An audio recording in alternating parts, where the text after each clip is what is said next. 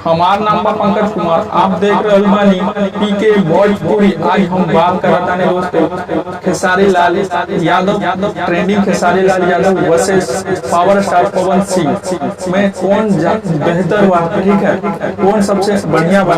और हम बात करत नहीं ट्रेंडिंग खेसारी लाल यादव हमार सबसे बेस्ट बाड़न। खेसारी लाल यादव ट्रेंडिंग सुपरस्टार खेसारी लाल यादव हमार बेस्ट हीरो बाड़न।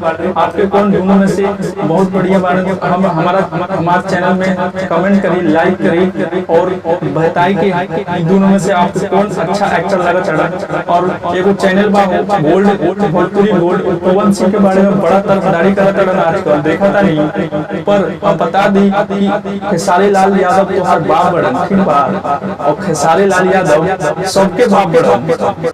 और ई बहुत दिन से अपन इंटरव्यू में अपन सत्ता जमले बा एकरा कोई न हराया बड़ो, ठीक बा। और जो और पवन सिंह बड़ा मोटू बड़ा और एक्शन भी खराब रहेला और रिएक्शन भी खराब रहेला। हम ही ना कहेला पूरा खराब रहेला, उनको मूवी रिलीज होला तो सुपर हिट जाला। पर यहीं पे ट्रेंडिंग स्टार सुपरस्टार के बारे में कंपैरिजन मत करो उनका से, ठीक बा। भाई बहुत ही बेस्ट बड़ा खेसारी लाल यादव हमार सबसे बेस्ट एक्टर बड़ा, ठीक बा। उन्होंने बहुत ही स्ट्रगल चीज के फेस करने वाला, ठीक बा।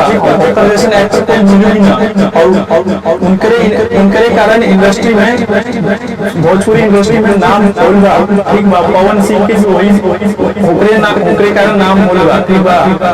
हम बता देते नड़ी हमारा मेरे को अच्छी तरह से थोड़ा भोजपुरी बोलने नहीं आ रहा है, अभी आपको बोल के दिखा रहा हूं दोस्तों, एंटरटेन कर रहा हूं, ठीक है। और मैं इस चैनल वाले जो गोल्ड भोजपुरी दोस्तों जो बता रहा है ये उल्टा सीधा भोजपुरी में खेसारी लाल यादव गंदी है, वाहियात है। मैं बता दूं कि एक्टर खेसारी लाल यादव एक्शन भी देते हैं, रिएक्शन भी देते हैं और उनका काम ही यही है दोस्तों, ठीक है।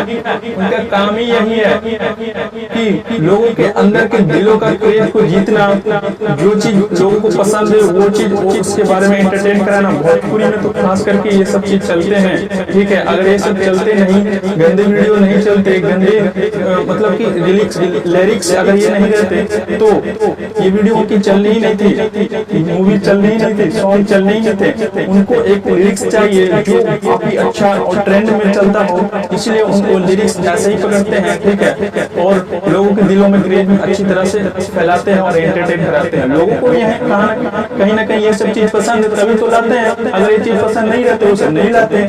उनकी गलती क्यों दे रहे हो भाई, अपनी गलती भी देखो, आप भी तो एंटरटेन कर ही रहे हो ना इस चीज से, क्यों दूसरे की गलती निकाल रहे हो यार। मुझे यही नहीं समझ में आ रहा पवन सिंह क्या वो लिरिक्स नहीं निकालता है, सब निकालते हैं दोस्तों सब। पवन सिंह तो स्वार्थी भी है, इतना देखा, ठीक है। उन्होंने अपने इलेक्शन के बारे में रिलेशन में एक्शन मतलब कि कुछ दिन पहले वो मतलब कि झूठ मूठ का एक बंदे से हाथ कटवा लिए थे, ठीक है। और अपना मतलब अपना नाम को क्रेज बना रहे थे कि मेरे से इतना बड़ा फैन है, मिलने आया, हाथ कटवा लिया। साफ वीडियो में दिख रहा था पूरा फेक न्यूज पे वायरल हो रहा है, धड़ा धड़ा धड़ा जैसे लग रहा है कोई मार का। साफ देखने से पता लग रहा है वीडियो बनाया गया है झूठ मूठ नॉलेज मतलब कि अपने एक्साइटमेंट को पूरा करने के लिए, ठीक है। वो कुछ नहीं है ऐसा, अपने नाम को कमाने के लिए वैसा बनाया जाता है, तो ठीक है। बड़े बड़े लोगों का एक स्ट्रेटेजी होता है अपना नाम कमाने का, ठीक है। आप नहीं समझ पाओगे, ठीक है। हमारे एक्टर तो भोजपुरी एक्टर हैं जो लिरिक्स तो इतना खतरनाक बवाल बूम बूम बूम बूम, ठीक बा, बूम बा। हमारे तरफ से खेसारी लाल यादव के सपोर्ट करता नहीं, ठीक बा। सबसे बेस्ट बड़ा बेस्ट हमारा बक्तूबर के हम समझा दी गोल्ड भोजपुरी चैनल को ले बड़ा चैनल के सपोर्ट करा। हमें एकरा बतावत नहीं कि खेसारी लाल यादव का बा, ठीक बा। चैनल के सपोर्ट करा, सब्सक्राइब करो, लाइक करो, बेल आइकन पे प्रेस करके स्टाइल का मचा के भेज दो, ओकरा पास में पता चली कि खेसारी लाल यादव का बड़ा, ठीक बा। और एकरा कंपैरिजन पवन सिंह कर सकते, ठीक बा। यही हम बता देते पड़े। ठीक बा। अगर आपको ये चैनल बढ़िया लगल बा तो चैनल के लाइक करी, सब्सक्राइब करी और शेयर करी, ताकि हम मोटिवेट हो के ऐसा ऐसा चैनल बताई दोनों में कौन अच्छा बा कौन खराब बा, ठीक बा। और चैनल के क्वालिटी कैसा लगल बा वो हमारा चैनल के कमेंट करी। और आप जो जो कमेंट करो करवा ना ओकरे नाम पे हम वीडियो बनाई और ओकर नाम भी ले, ठीक बा। चलो फिर वीडियो को एंड करत हैं। Thank you for watching. अगले वीडियो में फिर मिलम यही टॉपिक पे, यही चैनल पे, यही चीज, ठीक है। चलते हैं वीडियो को एंड करते हैं। Thank you for watching. तो अगले वीडियो में फिर मिलेंगे।